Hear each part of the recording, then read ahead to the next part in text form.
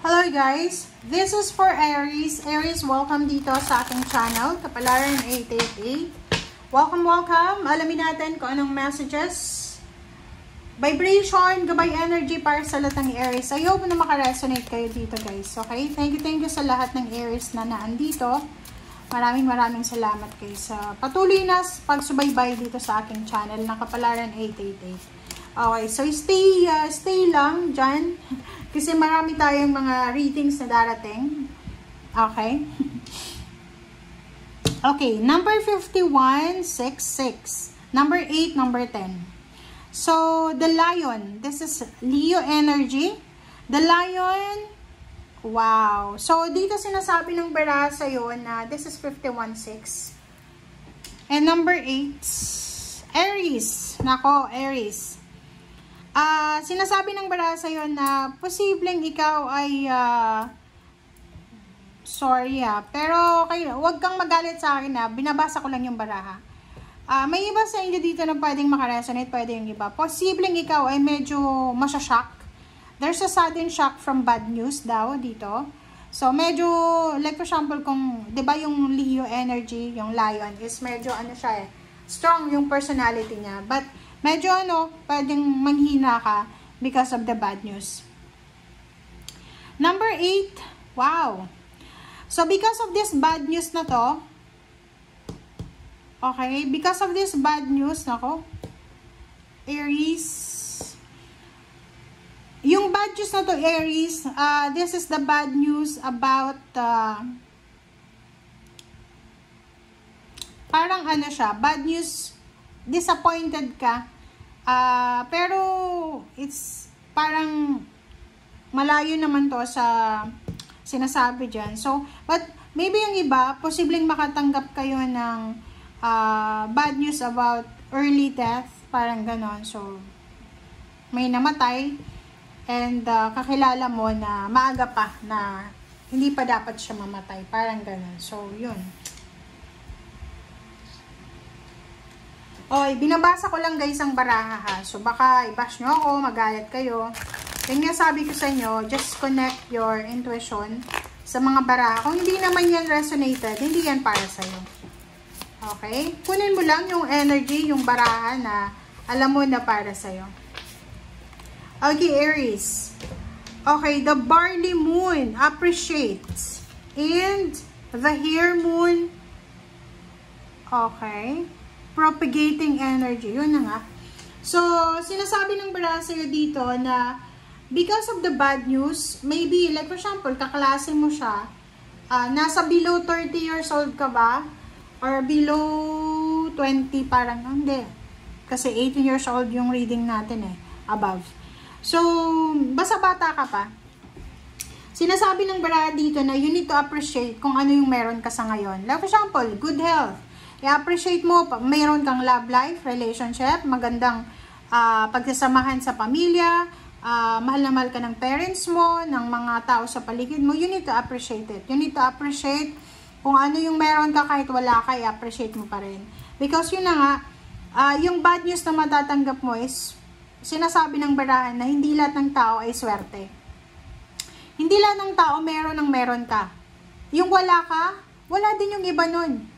Hindi ikaw yung parang less fortunate talaga.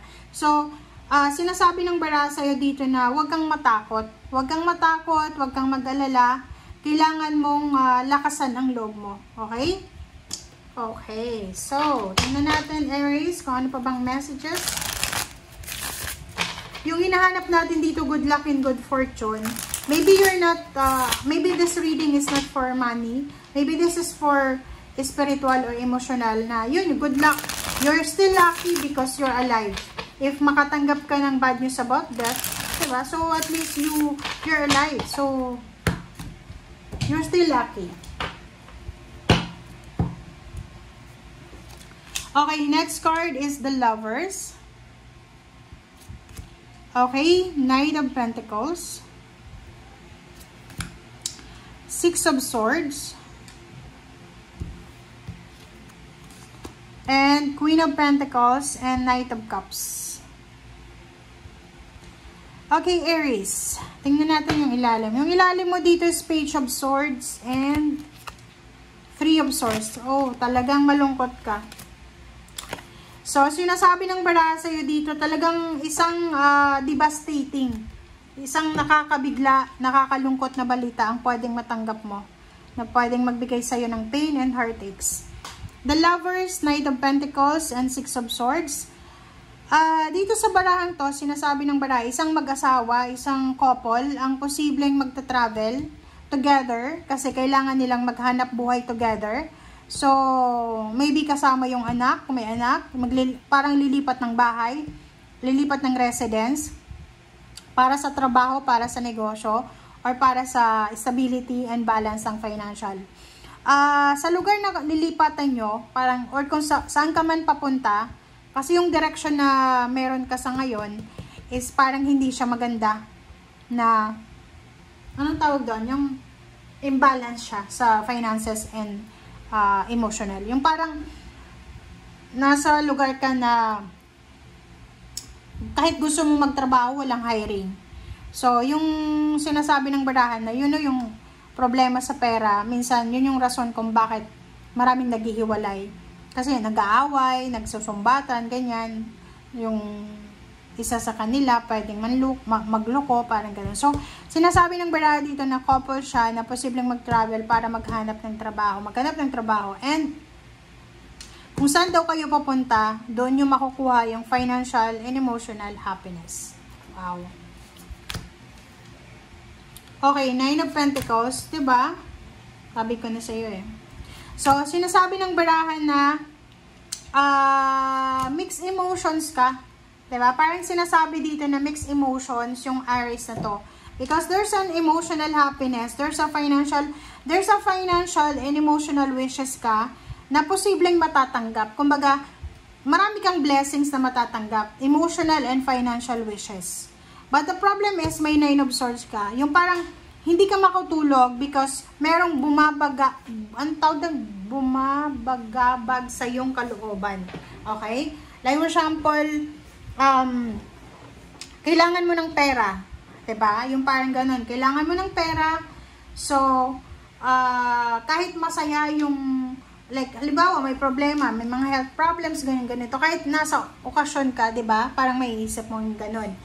And dito sa Nine of Swords, nakikita ko na merong mga Aries na hindi makatulog sa gabi because of financial needs. But yung iba naman, financially and emotionally, you are fulfilled.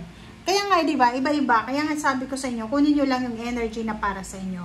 And the last cards natin, Four of Pentacles and Two of Swords, yung universe, parang sinasabihan ka, Aries, na kailangan mo mag-save ng pera, kailangan mo magtipid, kailangan mong huwag gastos ng gastos. Pero ikaw, hindi mo alam kung susundin mo ba ang universe, yung intuition mo, or yung sarili mo. So, comment down below if you resonated. Thank you guys. Bye!